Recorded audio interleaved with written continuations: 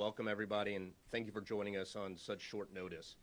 We're here to address the shooting incident involving federal agents in Southeast Portland earlier this afternoon. We have a number of speakers, including Mayor Keith Wilson, Governor Tina Kotek, and many others who I will let introduce themselves as they come to the podium. We will begin with Chief Bob Day, who will share some details about the shooting and then some of those remarks of his, and we'll go on from there. Thank you. Thanks, Mike. I'm going to share just a few details. As you're aware, it's still very active investigation, so information is limited and won't be speaking to a lot of specifics. But what I can say is that approximately 2:18 this afternoon, Portland police officers responded to the 10,000 block of Southeast Main Street on the report of a shooting. So they came in via a 911 call. Officers confirmed that federal agents had been involved in a shooting. Portland police were not involved in that incident. About 6 minutes later, at 2:24 p.m., officers received information, once again through dispatch, that a man who had been shot was calling and requesting help in the area of Northeast 146th and East Burnside. Our officers responded. We found a male and a female with apparent gunshot wounds. Officers applied a tourniquet and summoned emergency medical personnel. The patients were transported to local hospital, and their conditions at this time are unknown. Officers had determined that the two people who were injured in the shooting involving the federal agents from the earlier call. PPB officers secured both scenes, and this is a federal investigation. It's being led by the FBI. We have been in touch with them. We are in regular contact. This is their responsibility, but when we have these type of events happen in the city, Portland Police Bureau does offer a level of assistance. This is not any way, shape, or form immigration related on our end. We do not know the facts of this case. We are simply providing that traditional investigative support and perimeter support, which is minimal. But I do want to make it clear that we are out there, but we are not involved in immigration. And we at this time do not know if this is an immigration-related event. We do not know which federal agencies were involved. As we know, there are many federal agencies serving in the city of Portland right now. So as I said, it's a complex situation with a lot of different information coming out. But Portland Police is on the scene, the detectives, et cetera. I want to say, that I'm saddened that we are here once again in a difficult, challenging, complex situation. But I am also incredibly grateful for Portlanders. I'm grateful for the way that we have continued to show up over the past year, and we have certainly been tested, and this is no small circumstance. The uncertainty and the fear and the sadness within our community is real, and as the Chief Law Enforcement of the City of Portland, I recognize that, our members recognize that, and we are doing everything in our power to maintain that level of peace and calm and safety. And I want to thank Portlanders who have continued to show up in this space as well, and hopeful that they will do so over the next couple of days, as I'm expecting many to want to express their frustration and disappointment with events today. As I said, this is early on. We do not know the cause, but we are engaged, and hopefully we'll have more information as the evening unfolds. I'm going to turn it over now to Mayor Wilson. Thank you, Chief. And I just want to also just reiterate what he had talked about the city standing tall and really standing together. And I've been before you already too many times under these circumstances, but I'm grateful that every time I do make the call within such a short period of time that the Madam Governor will answer the call, and all of the individuals standing behind me and all of our elected officials and community leaders are standing with us as well. And we've always stood together, and we will continue to stand together. Just one day after the horrific violence in Minnesota, our community here in Portland was witness to a moment of fear, confusion, and heartbreak. Earlier this afternoon, 2 people were shot and injured by federal agents in the Hazelwood neighborhood. Violence in our community is devastating. These are not statistics. These are human beings. Portland is not a training ground for militarized agents. When the administration talks about using full force, We are seeing what it means on our streets. The consequences are not abstract. They are felt in hospital rooms and living rooms, in the quiet moments when families try to make sense of what happened, what is happening. We know what the federal government says happened here. There was a time when we could take them at their word. That time is long past. That is why we are calling on ICE to halt all operations in Portland until a full and independent investigation can take place. Our community deserves answers.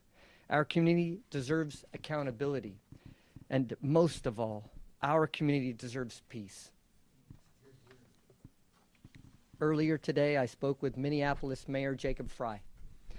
We shared not just our concerns, but our grief for the families who are suffering and grief for the recklessness of our federal government.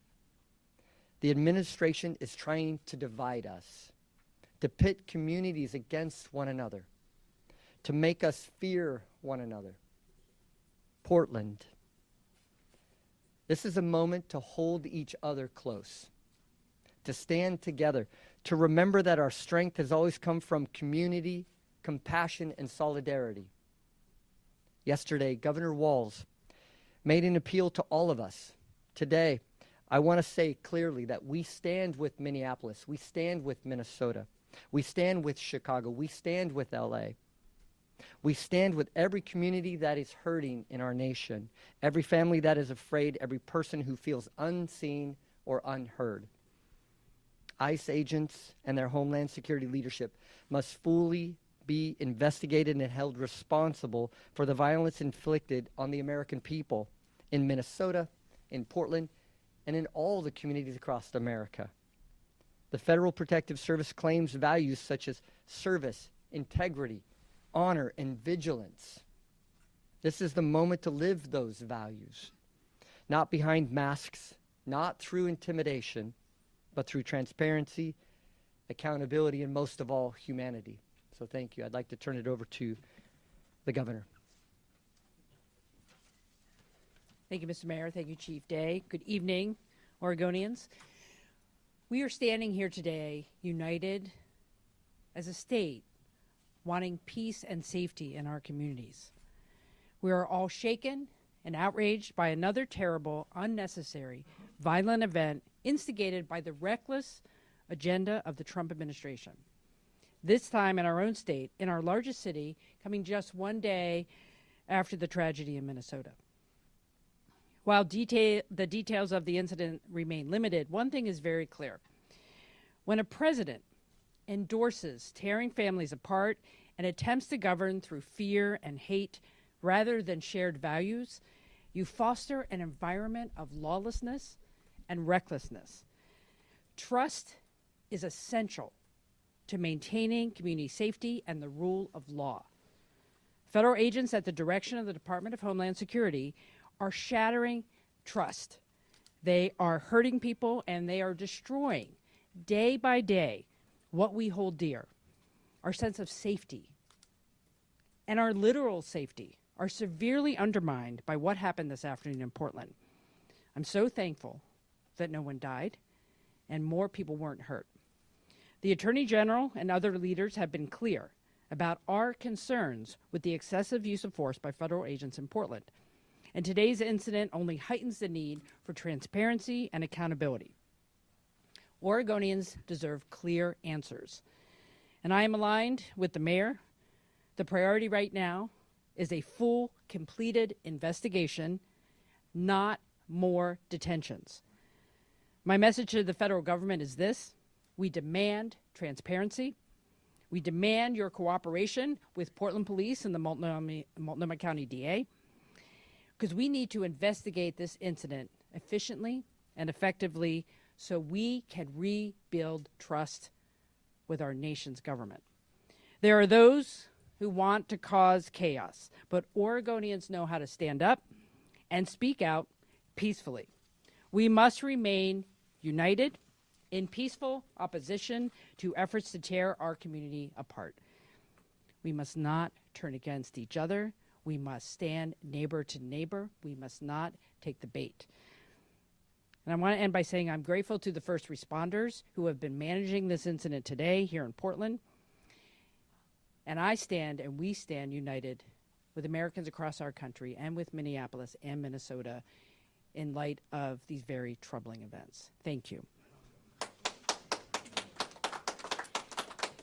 I'd now like to hand over the podium to Senator Casey Jama, Democratic leader in the Oregon Senate.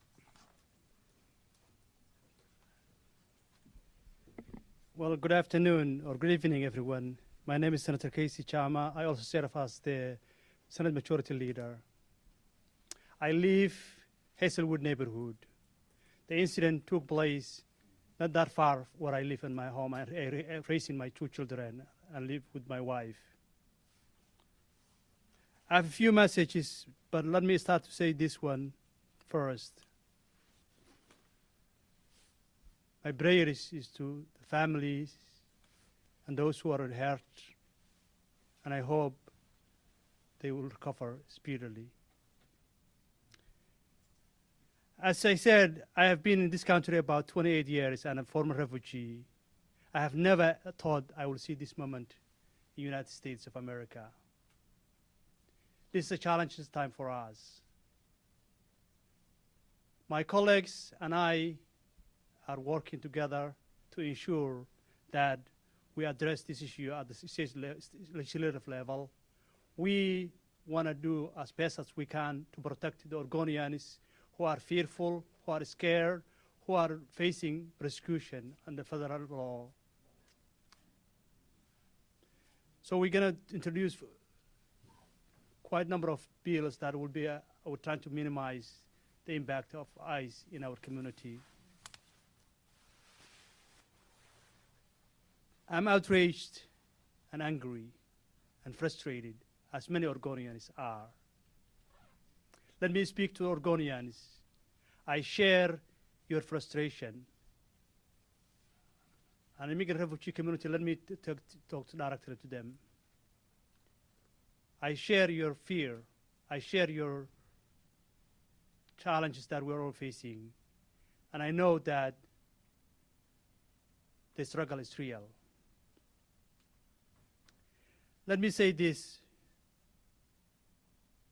to the Oregonians. Oregonians are welcoming.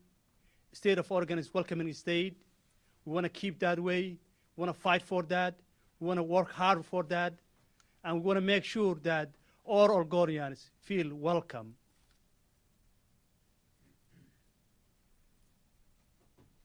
Let me say to this to the federal agencies and the ICE.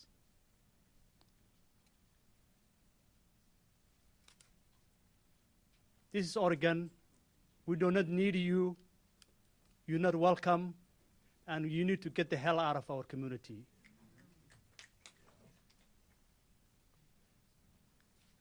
Now I want to turn to the podium to Multnomah County Chair Jessica Figebert-Peterson.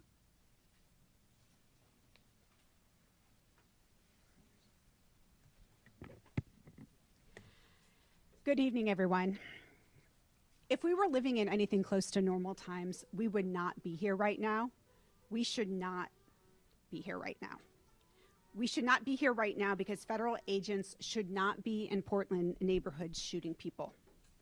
We should not be here right now because Renee Nicole Good should be alive and with her family in Minnesota right now. I want everyone to know that Multnomah County stands united in support of our immigrant and refugee neighbors and everyone opposing this injustice. I am proud to be joined tonight by Commissioner Moyer, Commissioner Edwards, and Commissioner Jones-Dixon. Enough is enough. The terror and violence ICE is causing in our neighborhoods must end now. At this moment, we don't know what precipitated the incident, the circumstances that led to the shooting, or the identities of people involved. The FBI will be leading the investigation, and they need to allow local law enforcement to participate, and they need to be transparent and accountable to local governments. We know that this news is incredibly alarming and upsetting. We know what happens today speaks to a fear that we have had since last fall when federal law enforcement and immigration agents first increased their presence in our community. Multnomah County will not stand by as federal governments attack our neighbors. Just this morning, our board unanimously voted to extend an emergency declaration in response to the ongoing harm of ICE activity, and we will keep showing up in every way that we can. During our vote, I shared that over the holidays, my office received a string of emails and calls from neighbors in the Brentwood-Darlington neighborhood who are asking for help to find 2 neighbors who were kidnapped by federal agents the day after Christmas. Both of these people are the primary breadwinners for their families, and their children attend the local elementary school. As a parent, my heart breaks for their families and the whole community that has been impacted by these cruel actions. Add to this the horrific murder of Renee Nicole Good in Minnesota, the dozens of lives that have been lost in ICE detention this year, and now a shooting here in Portland. And we can only conclude that this federal activity is a threat to our entire community and is a threat that is growing every day. In light of this, our community is calling on us to act, to deploy resources to support the families impacted by federal activity, and to do all that's in our power to ensure the safety of neighbors going forward. That's what the state of Oregon, Portland, and Multnomah County leaders have done and will continue to do as we respond to this crisis. That's what the people of Portland have done, representing the best of Portland to the whole nation as we continue to stand up for injustice. Thank you to all of you who have come out to protest the cruel and authoritarian actions of this administration while representing Portland's values. Keep showing up the way you have been. Keep raising your voices. Keep showing everyone who we are. Our neighbors and the literal crosshairs of this administration need your support now more than ever. Our solidarity is our strength. These are dark times. There's no getting around that. But I know that together we will persevere. Thank you. And now I would like to turn it over to Portland City Councilor Loretta Smith. Good evening. My name is Loretta Smith, and I'm a counselor from District 1. I stand here with my other counselors, Counselor Candace Avalos and Jamie Dunphy.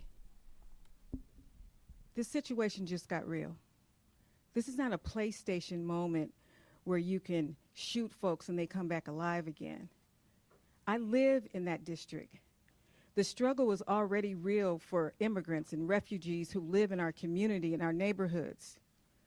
And now I have to go home and tell my son and my 3 grandkids that they cannot stop for law enforcement because they're going to be afraid by looking at law enforcement that they might have the same thing happen to them that happened today. That is so unconscionable that just a day later, what happened in Minneapolis happening right here in Portland. This is very personal for me. And people who look like me, they shouldn't be afraid to walk around in their neighborhoods, walking to school in the morning with their kids. They should feel comfortable in their neighborhoods. And now we're disarmed now. We don't know who to trust. But I want to say here, I support the mayor, I support the governor in their efforts to do the things that we need to do to get ICE out of our state, in our city, in our neighborhoods. The harassment, the violence, the unconscionable walking around and infiltrating our communities as if we're some sort of third world country. It's not cool. And it's not something that we should support. I feel good, I feel strong standing next to my elected leaders and my community leaders behind me. We have to do whatever we need to do to make sure that ICE is no more. Thank you.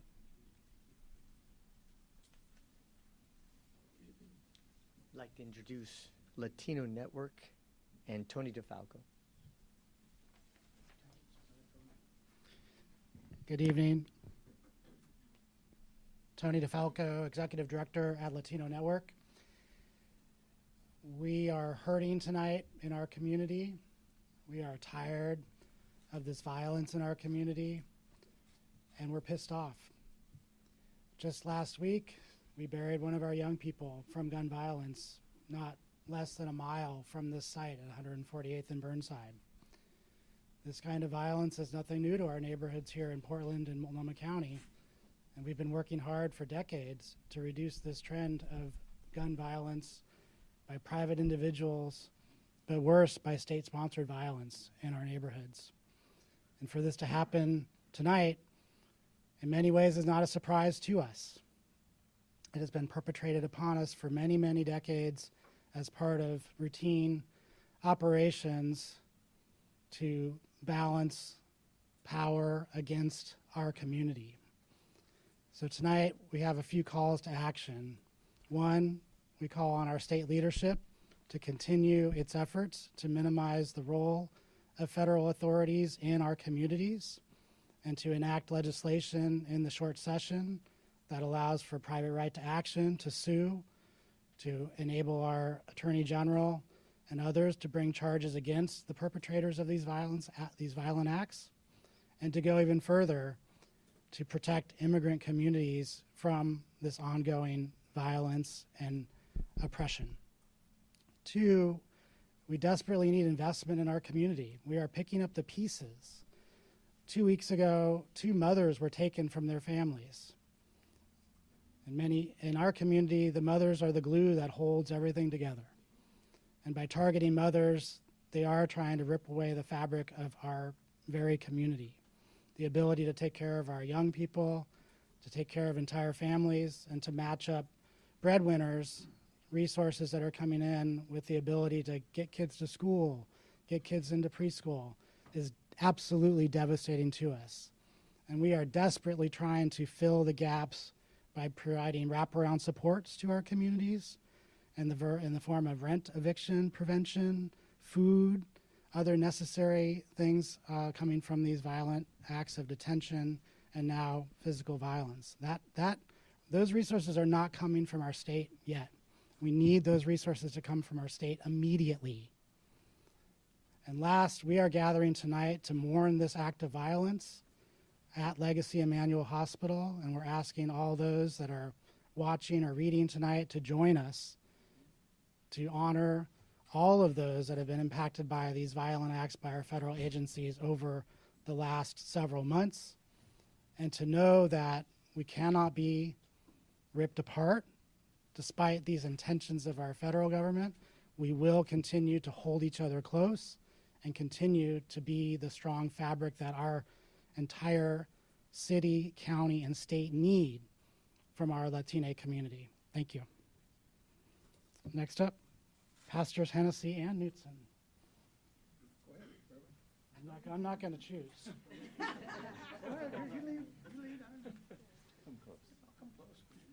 Good evening, everybody. My name is Reverend Dr. J.W. Matt Hennessy, the pastor of the historic Vancouver Avenue First Baptist Church here in Portland, and also the leader of the Interfaith Peace and Action Collaborative. My friends, I echo the very comments that have already been made, and I want to be clear about that.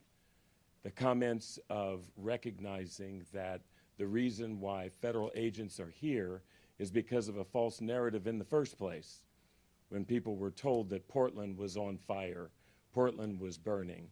Portland is a great city, and it's a city I've been a member of for the last 37 years, and I'm not going to let anybody try to make it any worse. One thing's for sure, we have our issues, just like every city does, but we are determined to work together to make sure that we resolve the problems or issues or challenges we have, and we do not need help from the federal agencies to do more. If they want to do anything, they should go back and restore the grant money that was there that we used to build bridges with police and community. They ought to be thinking about how we restore money to bridges like the Burnside Bridge and things of that nature. That's what we need. But until then, we're not going to let anybody take our joy. We're not going to let anybody cause us to be afraid. And I want the immigrant community, and specifically, as Tony just spoke about the Latinx community, we are with you. As faith leaders, as members of the black community, I want you to know you are our brothers and sisters, and nobody is going to stop us, and nobody is going to break the chain of our belief in working together. So we will work together. those who came before us and the allies who worked with them, they had worse situations going on, but nothing stopped them. And I end on the fact that I still recall that one of my favorite verses of We Shall Overcome is the verse that says, we are not afraid. We are not afraid, and we will not be made to fear. We are going to rise above it, reach out to one another, and do everything that we can to work together, pray together, protest together, peacefully together, and remember, let's not take the bait. We can do this peacefully, and peace and love always win.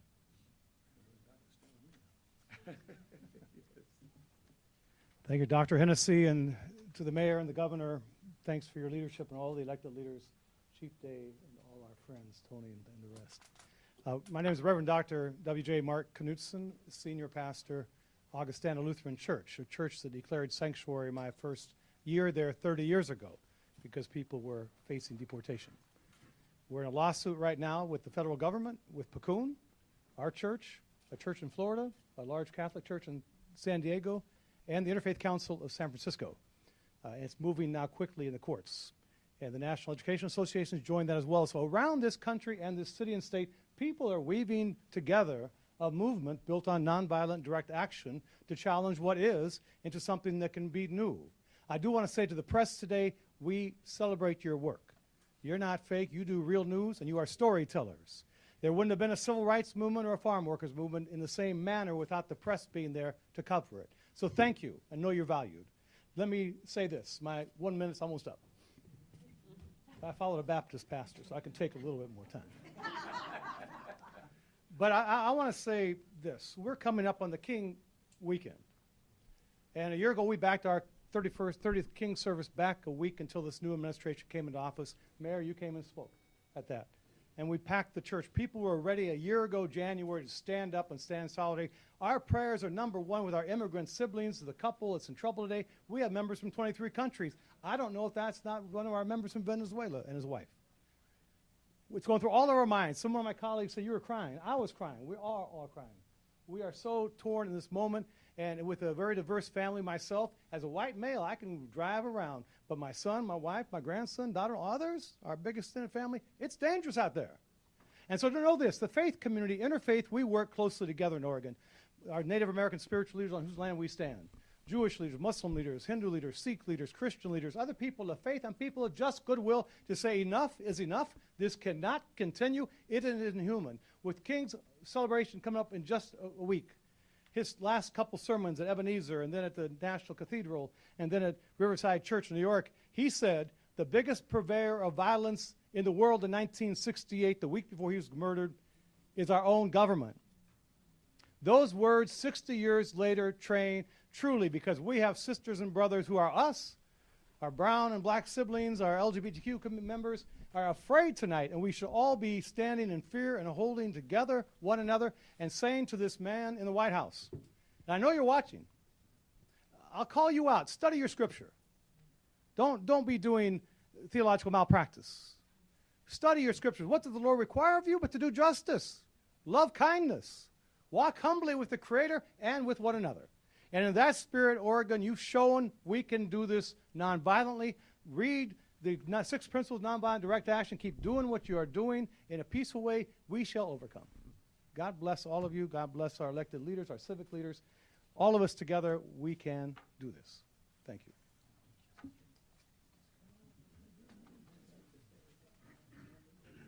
I'd like to call up Jessica Maravilla with the ACLU.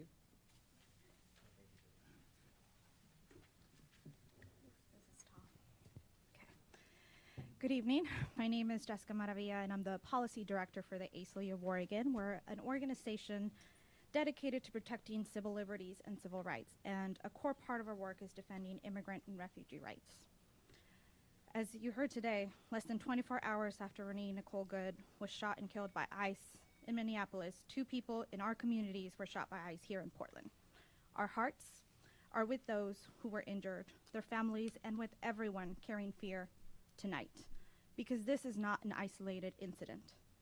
This is a continuation of ICE harming our communities.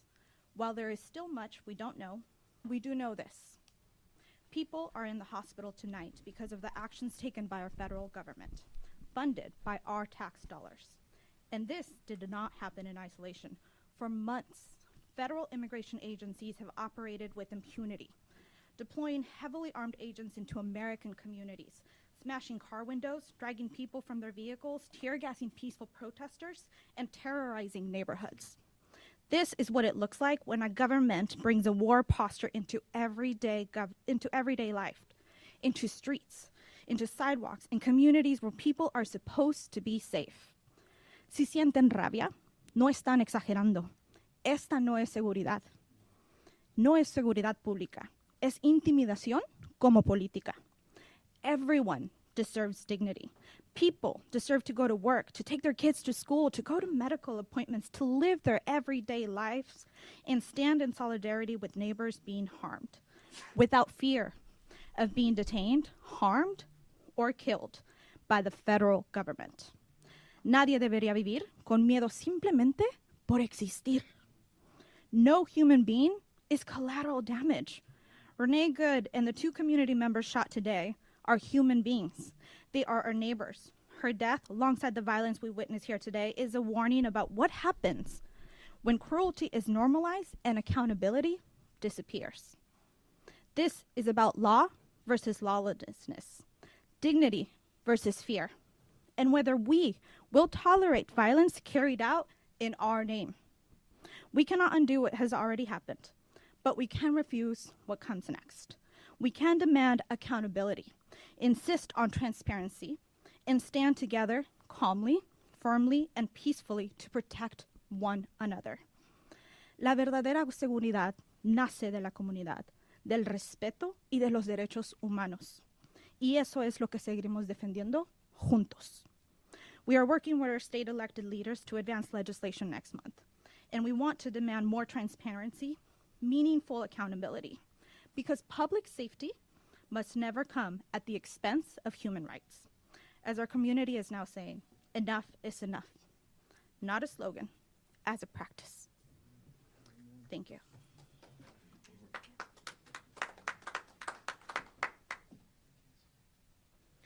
Buenas tardes, everyone.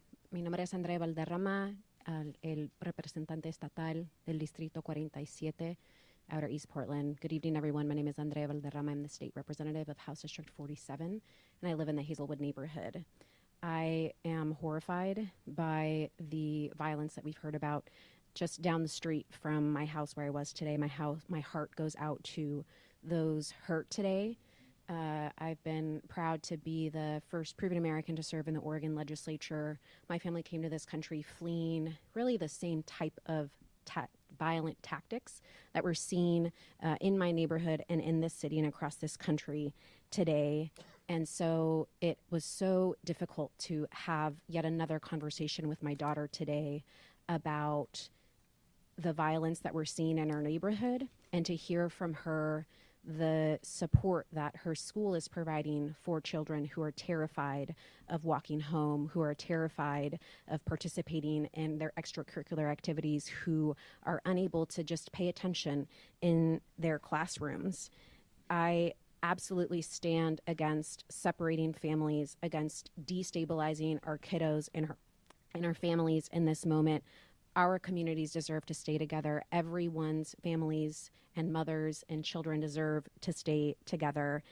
This legislative session, I'll be bringing forward legislation to continue to strengthen and protect child stabilization, post-detention, and deportation. And I'll share updates as soon as possible on the situation in my neighborhood. I think the last thing that I just wanted to share is, as we are horrified and as I continue to mourn and do what I can as a mother to remain calm and provide peaceful support to her, I continue to feel hope with all of the incredible leaders that we have in this state, from our governor all the way down to our school district, to our neighborhood. I know that in Oregon, we are resisting peacefully. We are resisting in the way that we can. And I want to thank everyone here today and the leaders, whether you are a fellow mom in the neighborhood or our state governor. I'm so appreciative of all of the support and know that we continue to resist always and stand with you. Thank you.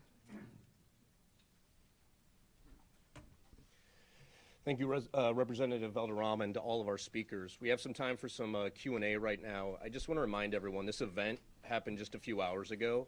The investigation is just getting off the ground, and nobody in this room is directly involved with that investigation. So please keep that in mind. It would be irresponsible for anyone up here to speculate on what exactly happened. All that said, we thought it was important to address this incident. With that, we'll take Q&A. Please state your name and who you're with and who the question's for. We'll start with Anna Griffin. Anna Griffin from the New York Times. Governor, Mayor, and Chief Day, what are you actually hearing from the feds right now? How are they communicating with you? Because it seems like we have very little detail about them. Yeah, shortly after this event occurred, I did have a phone call with the Assistant Special Agent in charge here in Portland of the FBI, and we've been in regular communication with them. We, of course, were on scene, as I mentioned, out on 148th and Burnside, and as well as Portland Adventist, where federal officers were. So we quickly had, sergeants on scene to collaborate with their supervisors. So we are in communication as of just before this briefing, knowing that, we're in communication with one another. But it is their primary responsibility, primarily the lead. And so, as Mike already commented, it's, really would be speculation much beyond the fact that we are talking to one another in terms of, responsibilities, who's doing what, et cetera. Are you hearing from DHS, Governor? No, I've not spoken with the federal government at all. Chief Day, Adrian Thomas with KPTV. DHS put out a statement this afternoon on this incident saying that one of the individuals was connected to a previous shooting in Portland. Is that true? Do you have any information on that? And what are the conditions of these two individuals right now? Yeah, I'm familiar with the statement that was put out. I can't comment on whether or not that's the case. We don't know who these individuals are. We have not, they haven't been identified or shared their identification with us. And I don't know the condition of them at this time, just knowing that they were taken to local hospitals.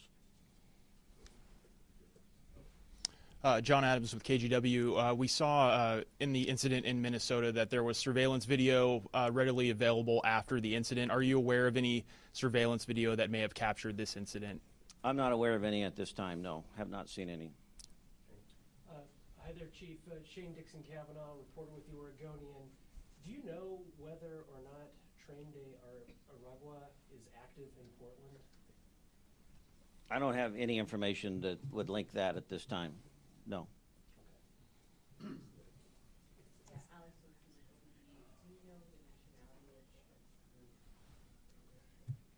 No, I've heard a lot of different comments. I don't want to comment on that. I can't be specific. I've heard different references, and I might be confusing some of that information. So, no, I don't have that specifically.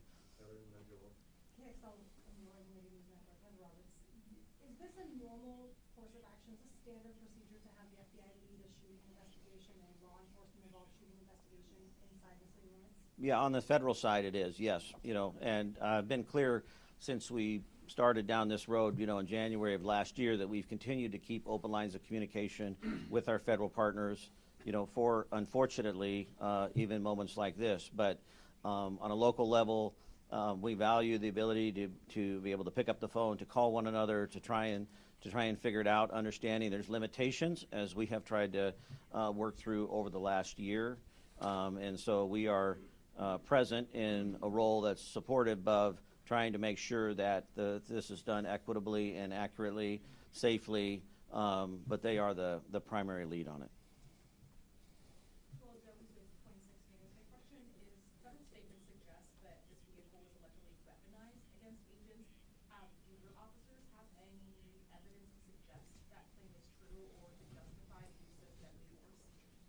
Okay, the question was whether or not there's been any evidence to support a statement that was made that the vehicle was weaponized in this event, correct? Is that the question? And we don't have any information on that. As I mentioned, we responded after the fact to both the shooting scene. Once we were at the shooting scene, the vehicle was already gone, because then 6 or 7 minutes later, we responded to where the victims had called 911. So we don't have any firsthand information. Excuse me? Yes, there were federal officers both at the original scene, and then federal officers met us out at the scene farther away. But we don't have any information to confirm or deny, the behavior of the vehicle, the use of the vehicle. Yes, hi. Paul with the Portland Mercury. I know recently federal agencies, DHS, has asked you for investigative files related to arrests. Are you in a position to be able to ask for the same thing of these federal officers? Is the FBI going to keep you apprised? Are you in a position to be able to ask for records related to the investigation the same way they've asked the Portland Police Bureau? Well, the question is whether or not we are in a position to ask for records, documentation in a manner similar to how the Department of Justice is asking them of the Portland Police Bureau right now. I think you're referencing our settlement agreement. So it's not quite an apples to apples comparison. There's a couple of different things there that are nuanced. Certainly there is an opportunity for whether it be the city of Portland or the state of Oregon to make a request for that information. I mean, from a public record standpoint, whether or not, that process will bear any fruit, I don't know. But it's different than the conversation we're having around the Department of Justice utilizing or attempting to utilize settlement agreement to retrieve information that we believe they don't need to have access to. Do you expect the FBI to keep you apprised of the status of the investigation as it unfolds? Well, this is uncharted territory for us. I'm not exactly sure. Frankly, there's a lot of competing interest, as we know, in this area. I value, like I said, our local partnerships and the communication and transparency that we have shared. But there's also a lot of cooks in the kitchen here with a lot of strong opinions. And all I can say is, in the moment, we have had lines of communication. Whether that will change or not over the course of time, I don't know. Do you have a sense of how many federal officers were involved in the shooting and maybe how many shots were fired? No, I don't have the details of that right now. Anything else? Question. My name is Ernesto, Chief Executive of Hacienda CDC. Chief Day, what is your assessment regarding the national trend in terms of involving ICE, Border Patrol agents, and some sport? They're always right. So what makes us believe that any investigation that they conduct will be accurate, just, and real? And what is the role of our authorities locally to unravel, to counter? If you're not involved at all, what makes us believe that they are already sacrificing and saying things online and in public outlets that these people were from Tendarawa, that they were from a prostitution ring, and so on and so forth? I mean, they already made the judgment. In Minnesota, you already saw this. They stepped away from involving local police enforcement and kept that investigation with just the FBI, which obviously is going to lean towards benefiting the federal government entirely. I mean, I don't trust the federal government whatsoever. So what are we doing, to counter that kind of misinformation they provide? Yeah, and just to summarize, I want to make sure I'm hearing the question correctly, is, what are we doing specifically to challenge or potentially counter the narrative or the description of events or the results of the investigations, et cetera.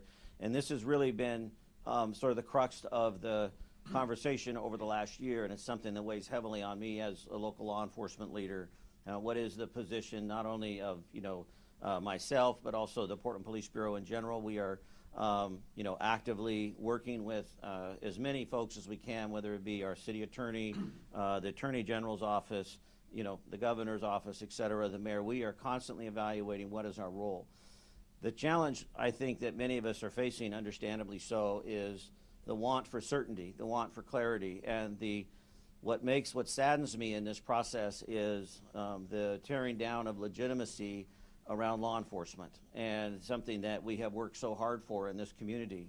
I stood here just a moment ago thinking that this is really an example about how joy and sorrow can coexist at the same time, because this room represents something that's unique in terms of, as a police chief, in terms of the relationship for community. So I hear what you're saying, and to answer your question specifically, at any opportunity that we have that we're able to step in, much like we are doing tonight, we try to take advantage of that, and not take advantage of that in a bad way, take advantage of that in a sense that we want to be available to determine as much information as we can to try and bring legitimacy to the process. But there are, long-standing historical court decisions and authorities granted to the federal government that are certainly being tested over the last year in the area specific of policing. And we rely upon, the counsel of, others, attorneys, and the rulings from judges. We saw this in the court case that we had with the National Guard. You had 3 Portland police commanders testify. We were the only ones who testified on behalf of the city of Portland. It was 3 Portland police leaders over the course of 2 days, which the judge agreed with to prevent the National Guard from being deployed in Portland. And that was based upon the work we had been doing in terms of gathering information, staying true to the rule of law, being factual in our reporting. So the best that I can offer, and I know this is hollow and not enough, but the best that I can offer is that Portland Police Bureau will continue to adhere to the rule of law. We will continue to document. We will continue to be engaged. We will continue to be vigilant. We will continue to report behavior that is illegal or certainly outside the lines, but we are also going to continue to show up for all of Portlanders. We have time for one more. John Rudolph, Reuters. A brief question.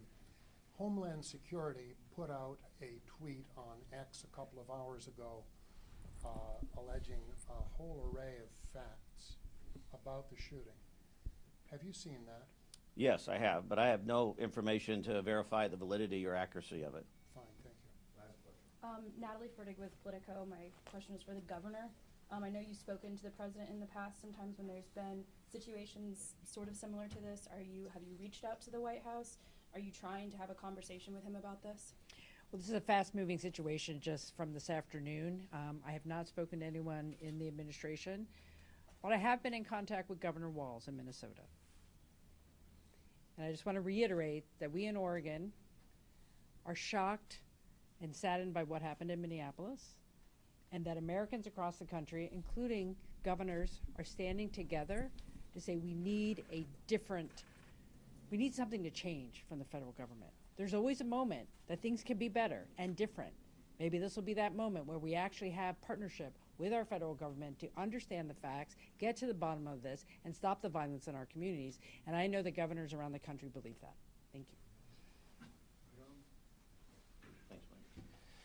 All right, thank you to all of our speakers. Thank you for being here again on such short notice. At this point, I do not anticipate another briefing or news conference this evening, but I know my team and the communications team for the city is engaged and will be throughout the coming hours and days, so be on the lookout for communication from our teams.